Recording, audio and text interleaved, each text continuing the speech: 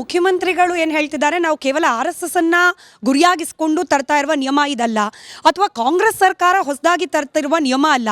ಹಿಂದೆ ಜಗದೀಶ್ ಶೆಟ್ಟರ್ ಅವರ ಸರ್ಕಾರ ಇರಬೇಕಾದ್ರೇನೆ ಸಾರ್ವಜನಿಕ ಮೈದಾನಗಳಾಗಿರಬಹುದು ಅಥವಾ ಸ್ಥಳಗಳಾಗಿರಬಹುದು ಅಲ್ಲಿ ಕೆಲ ಚಟುವಟಿಕೆಗಳನ್ನು ನಡೆಸೋ ವಿಚಾರಕ್ಕೆ ನಿಯಮವನ್ನು ರೂಪಿಸಲಾಗಿತ್ತು ಅಂತ ಹೇಳಿ.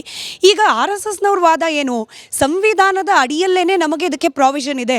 ಫಾರ್ ಎಕ್ಸಾಂಪಲ್ ಆರ್ಟಿಕಲ್ 19(1)(b ಹಾಗೆ ಆರ್ಟಿಕಲ್ 19(1)(d ಅಂದರೆ ಶಾಂತಿಯುತವಾಗಿ ಸೇರೋದು, ಅಸೆಂಬಲ್ ಆಗೋದು, ಹಾಗೆ ಭಾರತದ ಟೆರಿಟರಿ ಒಳಗಡೆ ಮೂಮೆಂಟ್ ಪಥಸಂಚಲನ ಆದಿಯಾಗಿ ಓಡಾಡ್ಲಿಕ್ಕೆ ನಮಗೆ ಅವಕಾಶ ಇದೆ ಅಂತ ಹೇಳಿ. ಈಗ ಜನಸಾಮಾನ್ಯರು ಯಾವುದನ್ನು ಒಪ್ಪಬೇಕು, ಸರ್ಕಾರದ ನಿಯಮವನ್ನು ಅಥವಾ ಸಂವಿಧಾನವನ್ನು ಉದಾಹರಣೆ ಕೊಟ್ಬಿಟ್ಟು RSS ಮಾಡ್ತಿರೋ ವಾದವನ್ನು ಅಂತ?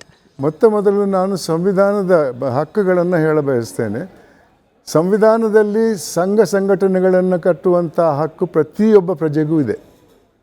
ಇದು ಪ್ರಜೆಗಳು ಕಟ್ಟಿದಂಥ ಒಂದು ಸಂಘಟನೆ.